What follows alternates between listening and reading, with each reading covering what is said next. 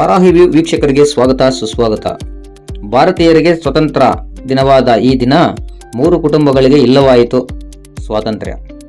ಖಾಸಗಿ ಕಾಲೇಜಿನಲ್ಲಿ ಓದುತ್ತಿರುವ 3 ವಿದ್ಯಾರ್ಥಿನಿಯರು ಸ್ವಾತಂತ್ರ್ಯ ದಿನಾಚರಣೆ ಮುಗಿಸಿ ಶ್ರಾವಣ ಶನಿವಾರದ ಪ್ರಯುಕ್ತ ಕೈವಾರದ ಮಠಕ್ಕೆ ಹೋಗಲು ಸ್ಕೂಟಿಯಲ್ಲಿ ಕಟಮಾಚನಹಳ್ಳಿ ಗೇಟ್ ಬಳಿ ಹೋಗುತ್ತಿದ್ದಾಗ ಹಿಂದಿನಿಂದ ಬಂದ ಖಾಸಗಿ ಬಸ್ಸೊಂದು ಚಾಲಕನ ಅಜಾಗರೂಕತೆ ಚಾಲನೆ ಹಾಗೂ ಅತಿವೇಗದಿಂದ ಬಂದು ಡಿಕ್ಕಿ ಹೊಡೆದ ರಭಸಕ್ಕೆ ಸ್ಕೂಟಿನಲ್ಲಿ ಹೋಗುತ್ತಿದ್ದ ದೀಪಿಕಾ ಜಿ ಸ್ಥಳದಲ್ಲಿಯೇ ಬಿದ್ದು ಸಾವನ್ನಪ್ಪಿದ್ದು, ಇನ್ನೊಬ್ಬ ವಿದ್ಯಾರ್ಥಿನಿ ತ್ರಿಪುರಾಗೆ ತಲೆಗೆ ಏಟು ಬಿದ್ದು ಗಂಭೀರ ಗಾಯವಾಗಿ ನಿಮ್ಹಾನ್ಸ್ಗೆ ರವಾನಿಸಲಾಗಿತ್ತು.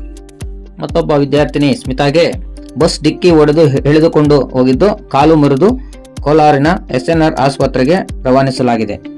ಇನ್ನು ಮೃತ ದೀಪಿಕಾ ಜಿ ಸನಾಬ್ ಗಿರೀಶ್ ರವರು ಶ್ರೀನಿವಾಸಪುರ ತಾಲೂಕಿನ ರಾಯಲ್ಪಾಡು ಪಂಚಾಯಿತಿಯ ಗೊಲ್ಲಳ್ಳಿ ಗ್ರಾಮದವರಾಗಿದ್ದು, ಇವರು ವಿಕ್ರಮ್ ಕಾಲೇಜಿನಲ್ಲಿ ಪೋಸ್ಟ್ PUC ವ್ಯಾಸಂಗ ಮಾಡುತ್ತಿರುವುದು ತಿಳಿದು ಬಂದಿದೆ.